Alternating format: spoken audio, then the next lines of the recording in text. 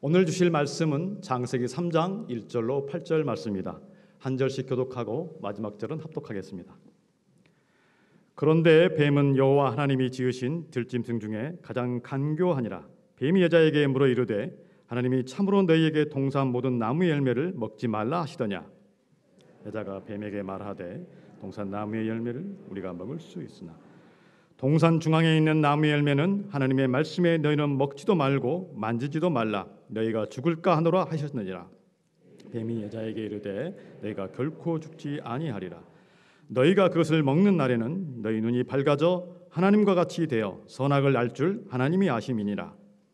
여자가 그 나무를 본즉 먹음직도 하고 보암직도 하고 지혜롭게 할 만큼 담스럽기도 한 나무인지라. 여자가 그 열매를 따먹고 자기와 함께 있는 남편에게도 주매 그도 먹은지라. 이에 그들의 눈이 밝아져 자기들이 벗은 줄을 알고 부하가 나무 잎을 엮어 치마로 삼았더라. 그들이 그날 바람이 불 때 동산에 거니시는 여호와 하나님의 소리를 듣고 아담과 그의 아내가 여호와 하나님의 낯을 피하여 동산 나무 사이에 숨은지라. 아멘. 이제 김동일 목사님께서 애정은 의지의 자유를 불가능하게 만드신가라는 제목으로 말씀 전해주시겠습니다.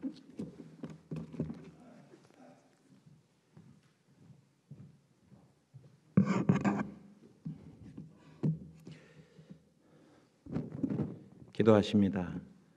하나님, 좋은 주일입니다.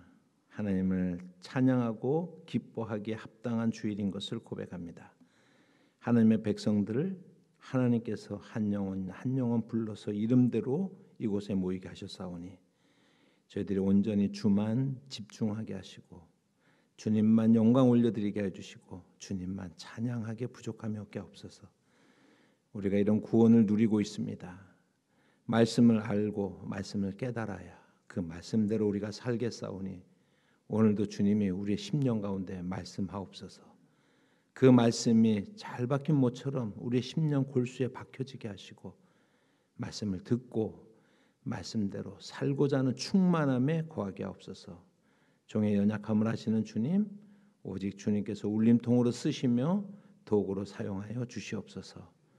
예수님의 이름으로 기도합니다. 아멘. 우리 지난번 설교가 어느덧 한 달 전에 제가 했었습니다. 그 설교의 제목은 선악을 알게 하는 나무는 인간의 자유로운 의지를 불가능하게 하는가라고 하는 그러한 제목이었습니다. 오늘 제목은 하나님의 예정은 인간의 자유로운 의지를 불가능하게 하는가라고 하는 그런 제목으로 말씀을 드리려고 합니다. 오늘 본문은 그 창세기 3장의 내러티브를 따라서 여러분들에게 설명드리려고 하는 것이 아니라 제목이 시사하는 것처럼 지난번에 드린 그런 말씀의 이제 후속편이라고 할까요? 그 연장이라고 여러분들이 생각하시면 됩니다. 우리가 좀 힘들어하는 그래서 어쩌면 우리 마음속에 싱크홀로 이렇게 구멍 나 있는 그러한 신앙의 근본적인 문제를 우리가 피하지 않고 정면으로 바라볼 수 있는 그러한 시간이 되기를 원합니다. 창세기 2장과 3장에 에덴 안에 있었던 그런 동산 그리고 선악을 알게 하는 나무를 먹는 그 이야기를 들으면 반드시 우리가 품게 되는 두 가지 질문이 있다는 것을 말씀을 드렸습니다. 첫 번째는 뭐였냐면 하나님은 선악을 알게 하는 나무를 왜 만드셨을까라고 하는 거였고요. 두 번째로는 하나님께서 모든 것을 예정하셨다면 우리의 자유로운 의지라고 하는 것이 과연 가능한가? 질문을 좀 바꿔보면 선악을 알게 하는 나무를 따먹도록 예정하셨어요. 하나님이. 그러면 인간은 어떻게 되는 거예요? 어떻게 다른 그냥 저절로 그렇게 되는 거잖아요. 근데 거기에 무슨 자유로운 의지라고 하는 것이 성립될 가능성이 있겠는가라고 하는 것이 오늘 말씀의 어떤 질문이다라고 할 수가 있습니다. 지난번 설교에서 제가 첫 번째 질문에 대한 그런 답변을 좀 드렸습니다. 상호 충돌하는 모순적인 그러한 문제는 논리로 풀리지 않고 제가 나름대로 제3의 길을 제시를 했었습니다. 그것은 바로 인간 창조의 독특성으로 풀어가는 그러한 말씀이었습니다. 결론은 선악을 알게 하는 나무를 만드신 것은 하나님께서 인간에게 덫을 놓아서 거기에 넘어지도록 한 것이 아니다라고 하는 것입니다. 선악을 알게 하는 나무를 만드신 목적은 선하신 하나님, 그러나 창조주신 그분과 하나님의 완벽한 작품으로 만들어진 신적인 요소가 가미되어진 그러한 인간의 그러한 창조에, 그러나 결국은 피조물인 인간 사이에 유일한 갈르는 선 하나다라고 하는 것을 여러분들에게 말씀을 드렸습니다. 우리가 지난번에 말씀드린 것처럼 인간 창조는 다른 피조물들과 하나님께서 의도적으로 다르게, 독특하게, 우월하게 그렇게 창조하셨습니다. 그 중에서도 인간 창조의 핵심은 하나님의 형상과 모양을 따라서 만들었다라고 하는 것이라고 하는 것을 말씀을 드렸죠. 그 말씀의 의미가 무엇이었습니까? 인간을 만드실 때 하나님은 다른 피조물과 다르게 모델이 있었어요. 인간을 어떻게 만들까? 모델을 보고 만든 거예요. 그 모델이 누구예요? 하나님 당신이십니다. 근데 하나님께서 하나님을 모델로 인간을 만드셨는데 만들어 놓고 보니까는요, 하나님 보시기에요, 정말 잘 만들었어요. 그래서 하나님 보시기에 너무 좋았어요. 정말 잘 만들었어요. 그러한 그 의미, 그래서 하나님의 형상과 모양대로 만들어졌다라고 하는 것의 기본적인 그러한 뜻은 뭐냐면, 하나님께서 하나님을 닮게 인간을 만들어 놨는데 만들어 놓고 보니까 똑 닮았다라고 하는 그런 의미가 기본적으로 깔려 있다라고 하는 것을 말씀을 드렸죠. 그 중에서 하나님의 형상대로 만들어졌다고 하는 것은 이제 인간은 전인격 존재로서 하나님과 소통이 가능한 존재가 되었다라고 하는 것을 말씀을 드리는 겁니다. 요즘은 집집마다 개나 고양이를 이렇게 이제 반려동물로 키우는 집들이 많이 있습니다. 여러분, 개를 키워보신 분들, 개가 거룩한 영적인 습관을 따라서 매일 하루에 1시간씩 하나님 앞에 간절히 기도하더라, 이런 얘기 들어봤어요? 여러분들이 고양이를 키우는데 그 고양이가 어느 날 자기가 오늘은 하나님 앞에 영광 돌리지 못한 삶에 대해서 회개하는 마음이 들고, 어느 날은 하나님이 특별히 맛있는 물고기 생선을 주신 것에 대해서 감사한 마음이 들어서 하나님 앞에 특별히 기도하는 고양이 보신 적이 있습니까? 이것이 다른 피조물과 인간의 간극입니다. 그것은 뭐냐면, 우리 인간이 하나님 앞에 기도할 수 있고 하나님과 소통할 수 있는 것은 우리는 하나님의 형상을 따라 그의 전 인격을 따라서 만들어진 존재이기 때문에 하나님과 소통이 가능해지는 거다라고 하는 것을 말씀을 드립니다. 그런데 그 하나님의 형상과 모양대로 만들어졌다는 모양의 의미는 무엇이었을까요? 인간이 하나님을 닮게, 그것도 똑 닮게, 특별하게, 독특하게, 우월하게 만들어져 있지만 중요한 것은 뭐냐면 인간은 모사품이라고 하는 거예요. 여러분이 큐빅을 받아갖고 아주 기뻐서 날뛴다? 좀 표현이 하지만 너무너무 기뻐하는 사람 보셨습니까? 왜냐하면 다이아몬드의 가짜잖아요. 이미테이션이잖아요. 우리가 하나님의 모양대로 만들어졌다라고 하는 것은요, 하나님을 닮았음에도 불구하고 우리의 위치는 피조물의 위치가 우리의 자리다라고 하는 것을 말씀을 하고 있는 거예요. 하나님은 창조주이세요.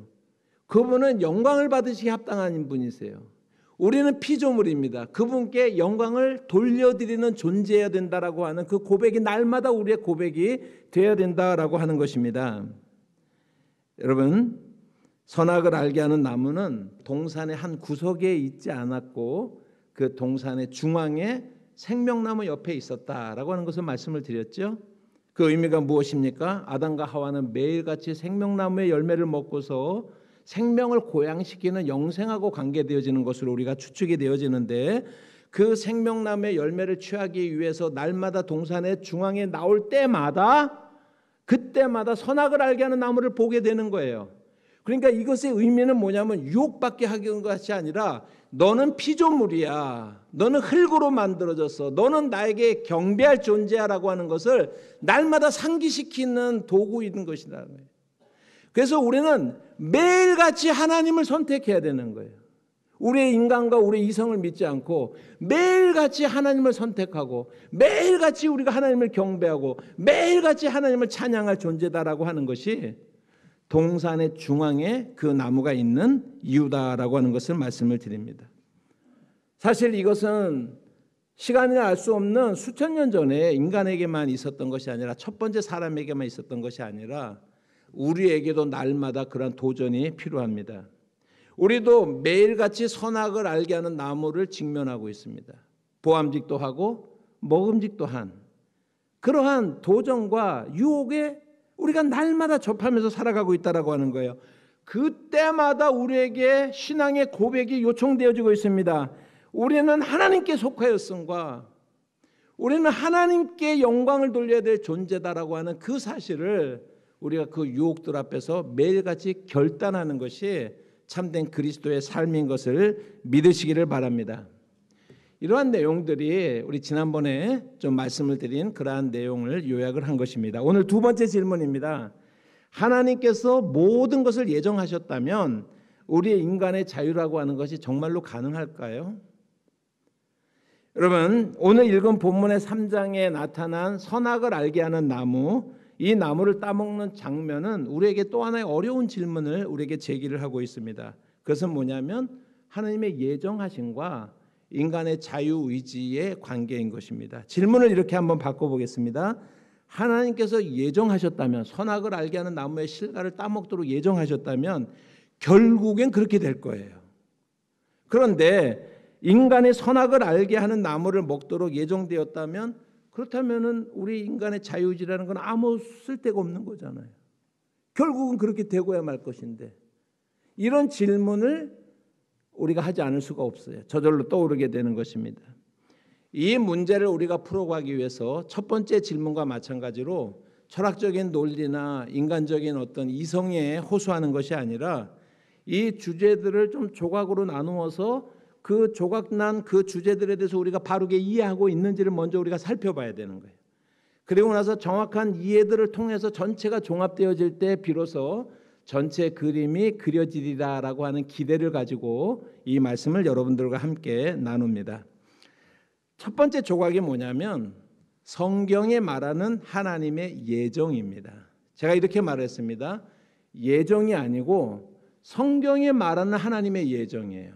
이 말씀을 왜 특별히 말씀을 드리냐면 우리가 책상 안에서 논리로 상상하는 그림이 아니라 실질적으로 우리가 성경을 펼쳐서 읽을 때 그 성경이 말하고 있는 예정은 어떤 것인가라고 하는 것을 우리가 살펴봐야 된다라고 하는 것입니다. 이렇게 한번 질문을 해볼까요? 이순신 장군은 구원을 받았습니까? 우리 옛날 청년 때 한 번씩은 다 해봤던 질문이잖아요. 세종대왕같이 훌륭한 분들인데 구원 받았습니까? 못 받았습니까? 여러분, 이순신 장군이나 세종대왕처럼 그렇게 훌륭한 분이 구원을 받지 못했다면 하나님의 예정은 과연 공정하다고 할 수가 있을까요? 단순한 질문처럼 보이지만은 신앙의 여정에서 특별히 우리가 청년기 때 한 번쯤 이렇게 질문했다가 그냥 묻고 그렇게 지나간 문제일 수도 있겠지만 그 질문이 가리키는 방향은 단순하지 않습니다. 여러분, 저는 개인적으로 캘빈주의의 5대 강령이라고 불리우는 그 5대 강령을 다 받아들이는 찐 칼빈주의자예요. 전 진짜 칼빈주의자인데 제가 왜 이렇게 말씀을 드리냐면 제가 이제 외국에 나가서 오랫동안 살다가 보니까 꼭 합동측의 이야기가 아니라 여러 이제 교파들과 여러 이렇게 교리들에 대해서 자유롭게 접할 수 있는 기회가 있었는데 깜짝 놀란 게 뭐였냐면 칼빈주의 5대 강령 5개 중에서 3개 이상을 받아들이는 사람을 캘빈주의자라고 부른다라고 하는 사실을 외국 나가서 알았어요. 그러니까 우리는 당연하게 5개를 다 받아들인다고 생각을 하는데 5개 중에서 3개 이상을 받아들이면 칼빈주의자로 인정이 되어지는데 저는 5개를 다 받아들이는 그러한 사람입니다. 여러분 다 아시겠지만 튤립 다시 한번 소개를 한번 드리겠습니다. 그 5대 강령이라고 하는 것이 전적인 타락을 말합니다. Total depravity라고 하는 것이고요. 무조건적인 선택입니다. Unconditional election. 제한적 속죄죠. Limited atonement. 불가항력적 은총가 항력인데 제가 잘못 썼네요. 불가항력적 은총. Irresistible grace라고 하는 그레이스도 또 철자가 틀렸네요. 아침에 제가 급하게 보내가지고 5번째로 성도의 견인입니다. Perseverance of the Saints라고 하는 이렇게 이제 5가지. 저는요 이렇게 신앙생활을 하고 목회가 한 10년쯤이었으면 다 끝났으면 아주 그냥 쌈박하게 뜨겁게 하고 끝난 건데요. 30년 넘어가니까는요 좀 힘들어질 때도 있어요. 여러분 신앙생활이 한 10년 딱 하고 끝났으면 좋겠는데 60년 넘어가니까 좀 힘들 때도 있죠. 예. 신앙생활을 하다 보면 굴곡, 요철을 우리가 겪게 되고 목회를 하다 보면은 굴곡과 요철을 겪게 되어지는 것입니다. 그럴 때마다 저를 세우는 것은 이 칼빈주의 5대 강령이 저를 세우고 있어요. 이 사실이 얼마나 저에게 은혜가 되는지 모릅니다. 이 사실에 붙들린다라는 것의 참된 의미가 무엇인지를 여러분들과 오늘 이 시간에 함께 나누기를 원합니다. 사실 칼빈주의 5대 강령은 칼빈하고 아무 관계없이 만들어진 거예요. 칼빈은 한 번도 그 5개에 대해서 얘기해 본 적이 없습니다. 그러니까 종합적으로 얘기해 본 적이 없습니다. 1564년에 칼빈이 죽었는데 칼빈이 죽고 나서 알미니아누스라고 하는 사람이 어떤 신학교 교수가 켈빈주의를 부정하기 시작했습니다. 켈빈주의가 말하는 하나님의 주권 사상은 틀렸다. 예정은 있을 수 없는 이야기다. 인간은 아주 타락하지는 않았다. 하나님은 인간의 믿음을 보고 선택한다. 믿음은 자유의지의 선물이다라고 하는 것을 주장하기 시작을 했습니다. 알미니아누스라고 하는 사람이. 이 사람이 그런 주장을 하다가 잘 죽었어요. 알미니아누스가 죽고 나서 그의 제자들이 알미니아누스의 주장을 5개로 요약을 합니다. 그것을 알미니안주의의 5개의 강령이다라고 얘기를 하는 거예요. 그것이 이제 발표되고 나니까 켈빈주의자들이 1617년에 모여서 회의를 합니다. 돌트라고 하는 네덜란드, 지금은 이제 거기가 아마 그 벨기에에 속할 텐데 돌트라고 하는 곳에서 회의를 해가지고 그 다음에 1618년에 칼빈주의 5대 강령이라고 하는 것을 발표를 하는 거예요.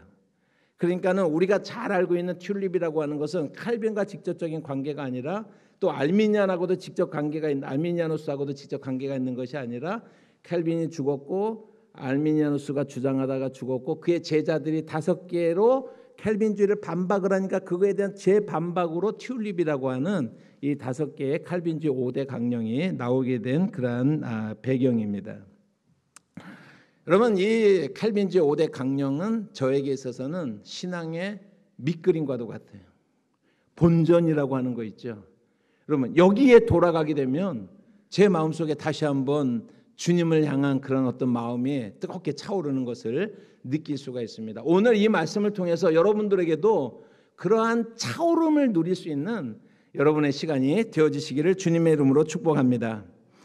여러분, 하나님의 예정에 관한 이야기잖아요. 그 예정의 견고함을 생각하면서 우리가 하나님의 은혜에 누리면서 흔들리지 않으려면 이것을 정확하게 잘 이해할 필요가 있다라고 하는 것입니다.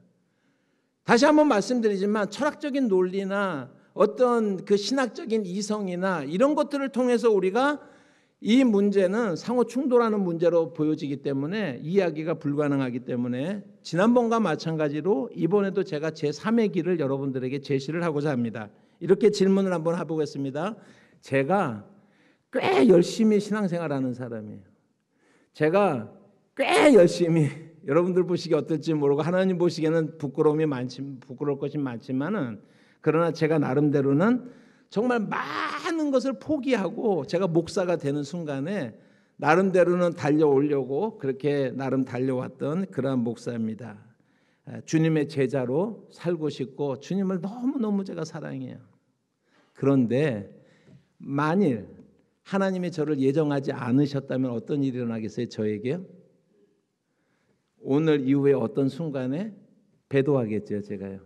예수님을 부인하겠죠. 하나님이 예정하지 않으셨다면. 그리고 저는 지옥에 갈 것입니다. 여러분들은 어떻습니까? 이렇게 주일마다 이렇게 수십 년 동안 그것도 편한 길을 놔두고 이렇게 어려운 길을 여러분들이 가고 있는데 만약 하나님께서 여러분들을 예정하지 않으셨다면 여러분들은 이 순간 이후에 어느 시점에서 예수님을 배반할 것이고 구원을 받지 못하게 될 것입니다. 사랑하는 성도 여러분, 잘 들으시기를 바랍니다. 저 이렇게 하고 싶어요. 클린턴이 조지 W. 부시에게 그러니까 아버지 부시에게 이라고 얘기했었던 것처럼 그런 마음으로 제가 여러분들에게 한번 잘 들어보시기를 바랍니다. 제가 지금 여러분들에게 만일 하나님이 예정하지 않으셨다면이라는 가정법의 논리를 여러분들에게 설명을 했습니다. 중요한 것은 뭐냐면 이것이 책상에서 논리적으로는 가능한 질문이에요. 책상에서 논리적으로는 가능한 질문인데 성경에서는 이런 용도로 쓰인 적이 없다라고 하는 거예요. 성경은 어떤 신앙생활 잘하는 사람들을 갑자기 예정론에 물어넣어서 밀어 넣어가지고 그 사람을 좌절시키고 불안하게 만드는 용어로 예정이 사용된 적이 없다라고 하는 거예요. 성경이 그렇게 사용되지 않는다라고 하는 것입니다. 그래서 제가 뭐라고 그랬어요? 성경이 말하고 있는 예정, 우리가 책상에서 논리적으로 논쟁하는 예정 말고 성경이 실제로 말하고 있는 예정이 어떤 쓰임을 가지고 있는지를 읽는 것이 굉장히 중요해진다라고 하는 것입니다. 여러분, 예정이라고 하는 단어가 성경에서 쓰일 때는 하나님이 우리를 예정하지 않으셨으면 우리가 버림받을 텐데라고 하는데 쓰여지지 않고 오히려 성도들을 끝까지 붙들어주고 용기를 북돋아주고 견고하게 성도를 세우고 안심하게 하는 그러한 용도로 하나님의 예정이라는 단어가 쓰여지고 있다라고 하는 것을 우리가 알아야겠습니다. 예를 들어 봅시다. 어떤 사람이 신앙의 길을 열심히 가다가 실족했어요. 그럴 때 있잖아요. 그래가지고 깊은 웅덩이에 빠져버렸어요. 신앙이요. 도무지 지치고 너무 쓰러져가지고 자기 힘이 하나도 없는 가운데서 그 신앙적으로 영적으로 웅덩이에 푹 빠져버렸어요. 하나님의 예정을 믿지 않으면 그 웅덩이에서 어떻게 해야 돼요? 누가 나와야 돼요? 자기 힘으로 나와야 되는 거예요. 근데 오죽하면 빠졌겠어요. 오죽 얼마나 깊은 실족이 있으면 거기에 빠졌겠어요. 거기서 어떻게 자기가 죽을 힘을 다해서 나옵니까? 그런데 짠하고 나타나는 게 하나님의 예정이에요. 하나님의 예정을 믿는다라고 하는 것은 그러한 순간에 하나님은 나를 버리지 아니하시고 포기하지 아니하시고 하나님께서 구원의 밧줄을 그 속에 구원의 밧줄을 보내주셔서 우리가 그 밧줄을 잡고 하나님의 힘에 의해서 우리가 그 웅덩에서 나올 수 있도록 소망을 주는, 제가 예를 드는 겁니다. 이런 종류로만 성경의 예정의 구절들이 쓰여지고 있는 줄을 믿으시기를 바랍니다. 구체적으로 예를 한번 들어보겠습니다. 에베소서 1장 3절부터 7절까지 말씀 한번 볼까요? 같이 한번 우선 읽어보십니다. 찬송하리로다 하나님 곧 우리 주 예수 그리스도의 아버지께서 그리스도 안에서 하늘에 속한 모든 신령한 복을 우리에게 주시되 곧 창세전에 그리스도 안에서 우리를 택하사 우리로 사랑 안에서 그 앞에 거룩하고 흠이 없게 하시려고 그 기쁘신 뜻대로 우리를 예정하사 예수 그리스도로 말미암아 자기 아들들이 되게 하셨으니 이는 그가 사랑하시는 자 안에서 우리에게 거저 주시는 바 그의 은혜의 영광을 찬송하게 하려는 것이라. 우리는 그리스도 안에서 그의 은혜의 풍성함을 따라 그의 피로 말미암아 속량 곧 죄 사함을 받았느니라. 제가 예정이라고 하는 말이 쓰여지는 문맥 하나를 여러분들에게 소개를 하는 것입니다. 오늘 본문의 말씀 빨간 글씨를 보시면 창세전에 그리스도께서 우리를 어떻게 해서 그리스도 안에서 우리를 어떻게 했어요? 택하셨어요. 예정하셨어요. 5절에 보면 그 기쁘신 때대로 우리를 예정하셨어요.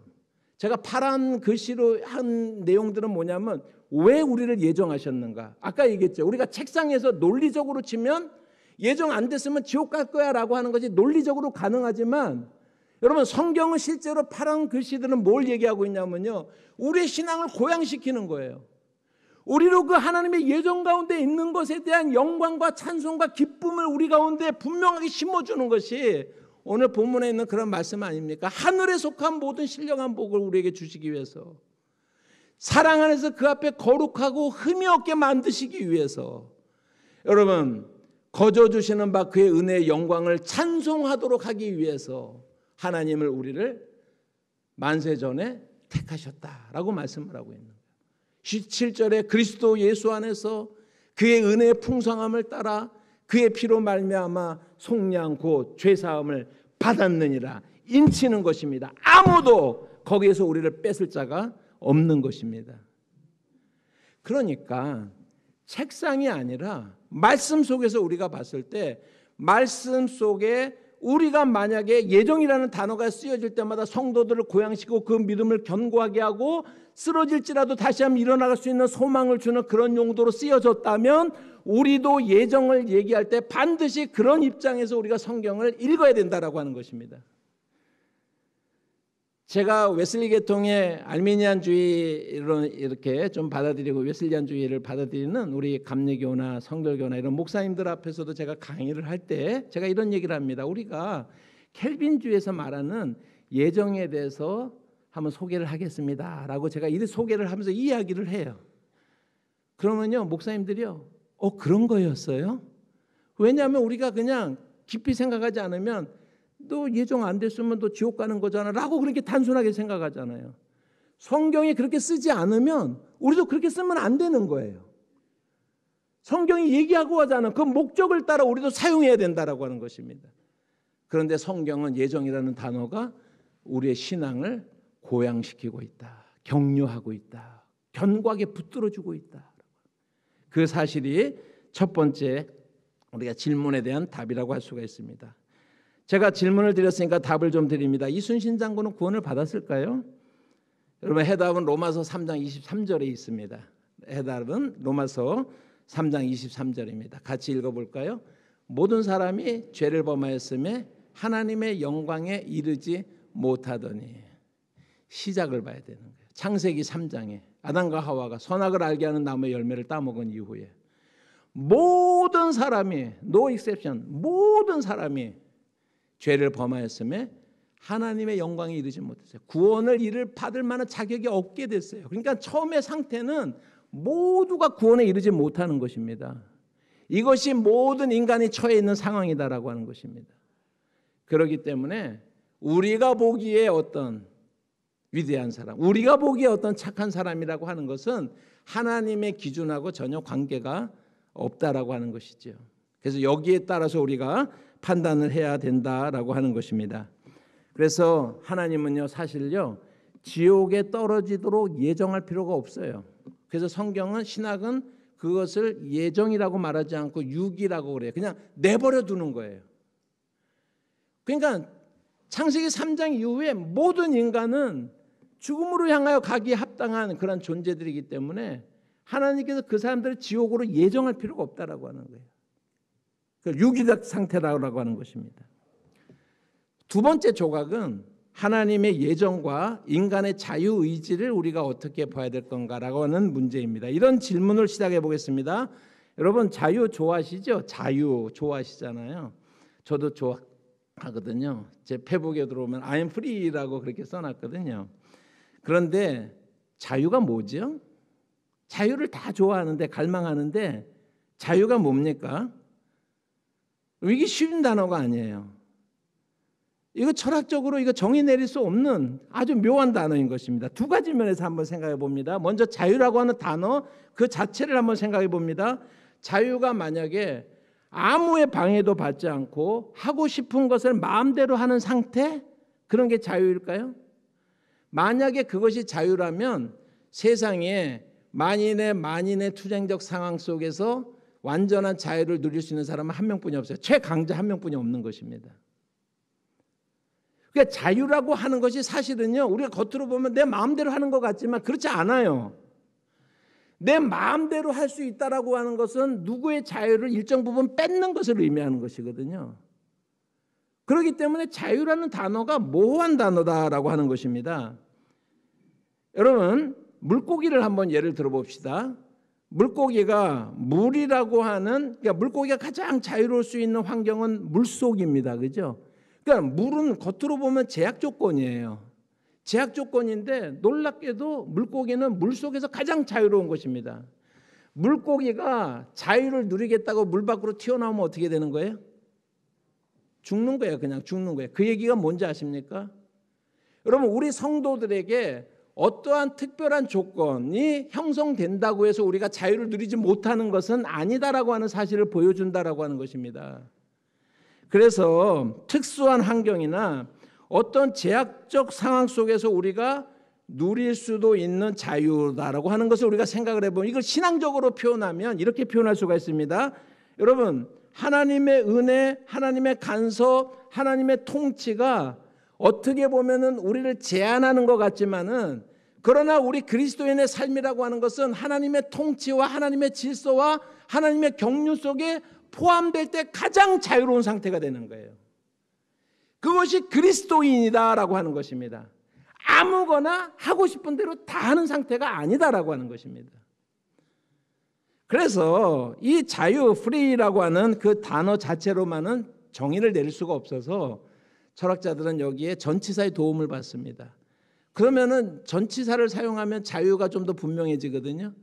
free from이라고 하는 from 뭐뭇으로부터의 자유라고 할 때 자유가 조금 이제 선명하게 드러나는 거예요. 그래서 여러분, 내가 죄를 짓지 않고 내 몸이 구속되지 않을 자유를 누리는 거예요. 뭐뭇으로부터 자유라고 하는 것입니다. 내가 노예로 팔리지 않을 자유를 우리가 누리는 것입니다. free from이라고 얘기를 했을 때 free라고 하는 단어가 좀 더 우리에게 다가오는 거예요. 두 번째 전치사는 to입니다. free to라고 하는 거예요. 뭐뭐를 할 자유예요.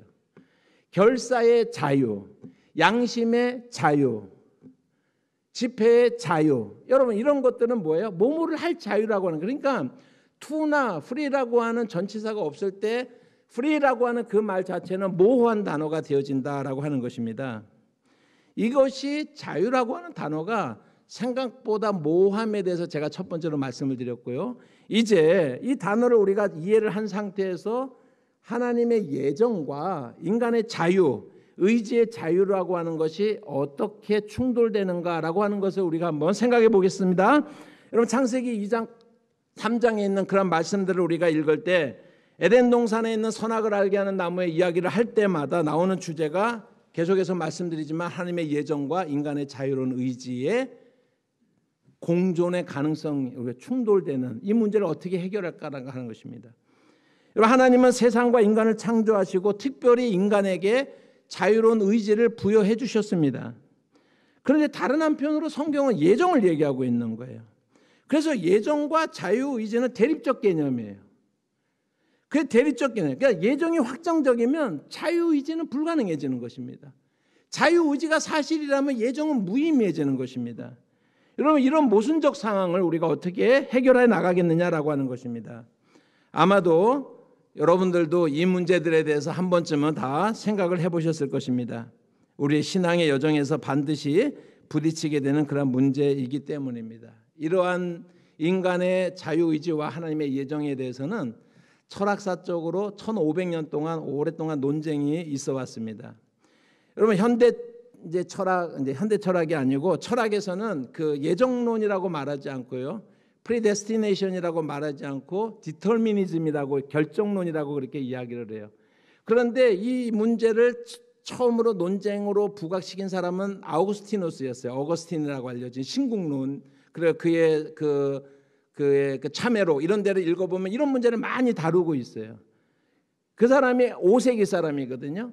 그리고 나서 많은 신학자들이 자유와 예정의 문제에 대해서 참전을 합니다. 많은 철학자들이 참전을 합니다. 1500년 동안 논쟁을 하고 18세기에 칸트에 가서 임마누엘 칸트에 가서 이 자유의 문제가 어느 정도 정리가 되었습니다. 제가 그 논쟁의 결론 부분만 간략하게 조금 단순할 위험은 있지만 그러나 간략하게 여러분들에게 설명을 좀 드릴게요.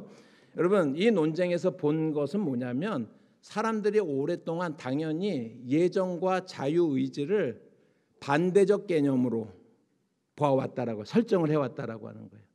그런데 신학자들과 철학자들이 1500년 동안 논쟁을 하고 나서 결론이 뭐냐면 여러분, 예정, 우리 기독교인들로 하면 예정, 철학자들, 그러니까 넌크리스찬으로 하면 결정이라고 하는 것에 대립 개념을 우리는 그동안의 자유의지로 봤는데 그게 아니라 그 대립 개념에는 우연이라는 거예요. 우연. 예정이라고 하는 것은 질서와 계획과 목적을 얘기하는 것입니다. 그러니까 하나님의 예정을 믿지 않는다는 것은 하나님의 목적과 질서와 의지와 이런 것들을 믿지 않는다는 얘기거든요. 그러면은 사람은 그 반대되는 개념은 자유로운 의지가 아니라 이 세상이 우연적 존재라고 하는 거예요. 목적도 없고 방향도 없고 우연적 존재라고 하는 것입니다. 그럼 우리 한번 생각해 보십시다. 여러분, 우리는 하나님의 예정과 하나님의 목적과 하나님의 질서와 하나님의 계획 안에 포함되어 있는 사람입니까? 아니면 우연적 존재입니까? 대답이 간단해지잖아요. 이게 철학계에서 이게 결론을 내리는 그런 부분들이라고 하는 것입니다. 여러분, 의지의 자유라고 하는 것에 대립되는 개념은 하나님이 예정이 아니라 구속이라고 하는 게 구속. 여러분들은 감옥에 갇혀 있어요? 자유로운 상태예요? 그러니까 우리는 자유로운 상태예요? 갇혀 있는 게 아니다라고 하는 것입니다. 그러니까 그동안의 대립관계로 설정한 것을 예정과 자유의지를 대립관계로 봤는데 그게 아니라고 하는 거예요. 예정의 반대는 우연이고 의지의 자유의 반대는 구속이에요. 의지의 자유가 없는 상태의 구속이에요. 그 얘기는 뭐냐면 예정과 자유의지가 병립의 가능성이 열리는 거예요. 하나님의 신비에 속한 영역이긴 하지만 이해하시겠습니까? 그래서 더 이상 자유에 대한 토론이 거기에서 어느 정도 마무리가 되어지게 되는 것입니다. 여러분들 이렇게 질문합니다. 여러분들은 자유합니까? 구속되어 있습니까? 자유하잖아요. 그러면 그래서 예정과 자유의지라고 하는 것이 사실상 우리가 논제의 설정을 잘못한 것이다.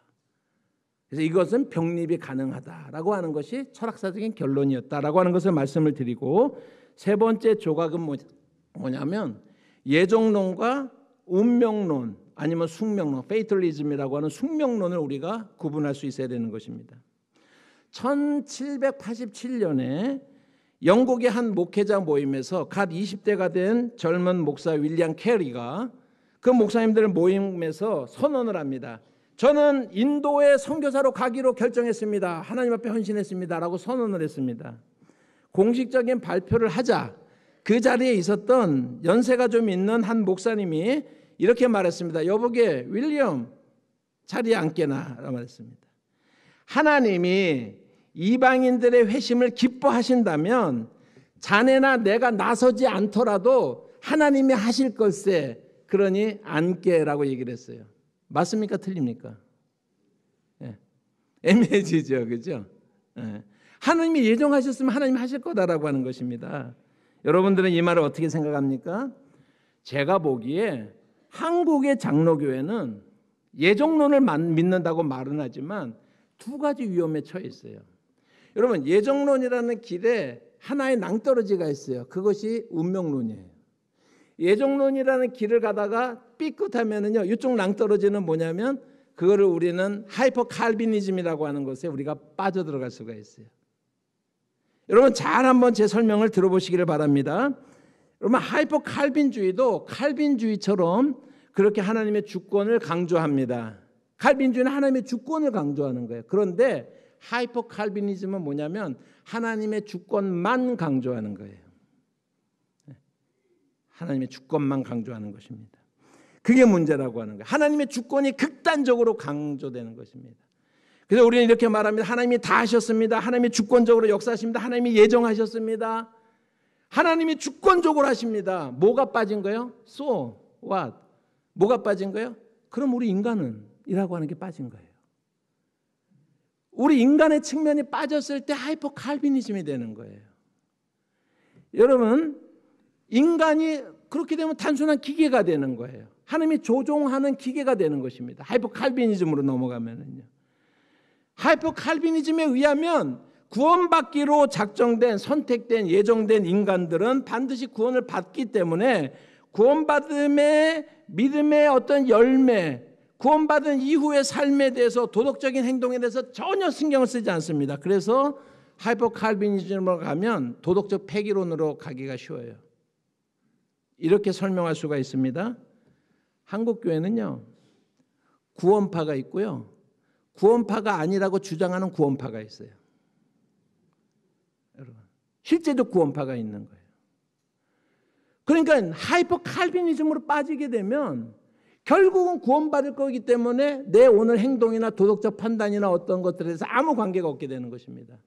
이것이 우리의 참된 예정의 길을 방해하고 있는, 우리가 오해하고 있는 그런 부분이다라고 하는 것입니다. 여러분, 두 번째로 한국 교회는요, 말로는 예정을 얘기하는데요, 실제로는요 운명론에 빠져요. 숙명론에 빠져 있을 때가 많습니다. 운명론이라는 것은, 숙명론이라는 것은 뭐냐면 일어나기로 되어 있는 것은 반드시 일어나고야 말 거예요. 그래서 내가 하는 행동이 의미가 없어요. 일어나기로 되어 있는 것은 반드시 일어나고야 말 것이기 때문에 나는 아무것도 할 것이 없습니다. 이슬람이 정확하게 운명론적 종교예요. 이슬람에서 마지막 수단이 뭡니까? 인살라라고 하는 거 아시죠? 알라의 뜻이었다. 그럼 끝. 논쟁이 필요 없어요. 인살라 그럼 끝나는 거예요. 그래서 이슬람 종교는 운명론적 종교예요. 우리는 운명론이 아니라 우리는 예정론을 믿는 사람들이에요. 그 차이점을 제가 이렇게 설명을 한번 해보겠습니다. 어떤 사람이 산행을 가는데요, 갑자기 막 그냥 산골짜기에 폭우가 막 쏟아진 거예요. 그러면 계곡물이 어떻게 돼요? 갑자기 확 불어올 때가 있죠, 그죠? 계곡물이 그렇게 계곡물이 확 불어오는데 이 사람이 다리를 딱 지나가다가 어떤 사람이 살려주세요 그러면서 막 계곡 물살에 막 떠내려 오는 거예요. 그때 이 사람이 이렇게 말합니다. 이 사람을 하나님이 살리시기로 예정하셨으면 살 것이고 죽이시기로 예정하셨으면 죽을 거예요. 그래야 안 그래요? 그래서 제가 지나가는 거예요, 그냥요. 그런데 똑같은 상황에서요. 똑같은 상황에서 어떤 사람이 그런데 살려주세요 그러면서 막 떠내려오는 거예요. 근데 이 사람이 이렇게 말을 합니다. 하나님이 오늘 나를 이곳으로 부르신 것은 정확하게 이 시간에 이곳으로 부르신 것은 저 사람을 구원하라고 하는 하나님의 예정이구나. 그래서 손을 내밀어서 그 사람을 건져냅니다. 첫 번째는 운명론이에요. 하나님이 다 하신 운명론이라니까요. 두 번째가 예정론이에요. 그러니까 하나님의 예정적 드러남에 대해서 인간이 호응하는 거예요. 우리가 그러한 그 삶의 방향으로 우리가 손을 잡고 나아가는 거예요. 그것을 신학적으로는 신인협동이다라고 표현을 해요. 정확하고 좋은 표현은 아니에요. 그러나 그렇게뿐이 설명할 길이 없어요. 여러분 여기에서 우리 교회에 할 일이 생긴다라고 하는 거예요. 아무것도 하지 않으면 구원파예요. 그냥요. 구원파져요. 여러분 그냥 나 혼자만 안심이야. 나 구원받았어. 나 하루에 100번씩 나 구원받은 사람 맞지? 구원받았어. 이러면 구원이 받은 겁니까? 그게 아니다라고 하는 거예요. 이 점이 한국교회 약점이에요. 지금요. 여러분 우리가 이런 얘기도 우리가 할 수가 있어요. 어떤 사람이 막 길을 가는데 산속에서 길을 잃어버렸어요. 지쳐가지고 이제 마지막으로 딱 쓰러지다가 눈을 조금 뜨고 보니까 저기 감나무가 있는데 감이 주렁주렁 열려 있는 거예요. 이 사람이 그 감나무 밑에 가가지고요. 여러분 입을 쫙 벌리고 감이 떨어지기를 기다려요. 어떤 사람은 감나무를 발견하니까 어떻게든지 기어가지고요. 어떻게든지 그 감나무에 달린 감을 따서 먹습니다. 그래서 다시 활력을 얻어요. 여러분 첫 번째는 운명론자고 두 번째는 예정을 믿는 사람이에요. 그 두 가지의 우리의 다른 예를 우리가 보면서 우리는 그 차이들을 우리가 잘 설명할 수가 있을 것입니다. 오늘 말씀을 제가 요약을 해봅니다. 세 가지의 조각으로 우리가 나눴습니다. 성경이 하나님의 예정을 부정적인 방향으로 쓰지 않는다. 그렇기 때문에 우리도 책상에서 논리적으로는 가능하지만 실제로는 무의미한 그 책상의 탁상 공론이에요. 성경에서 말하고 있는 하나님의 예정은 우리의 성도들 견고하게 하고 우리를 궁극적으로 하나님의 영광의 그 승리의 나라로 우리를 이끌어가고자 하는 하나님의 의도 속에서 언제나 하나님의 예정이라는 단어가 사용되어지고 있다라고 하는 것입니다. 여러분 우리가 두 번째로 얘기하는 것은 하나님의 예정을 믿는다고 우리 인간의 자유의지가 대립적인 개념, 하나는 죽어야 되는 개념이 아니고 병리 가능성에 대해서 얘기합니다. 세 번째는 뭐냐면 예정론은 운명론이 아니고요. 예정론은 하이퍼 칼빈이즘하고도 다른 거예요. 여러분 하나님의 예정의 방향은 생명이 풍성해지는 쪽으로 나아가고 있습니다. 그 예정을 믿는 우리는요. 그 하나님의 계획 속에 손을 잡는 거예요. 우리는 그 하나님의 계획을 향해서 나아가는 것입니다.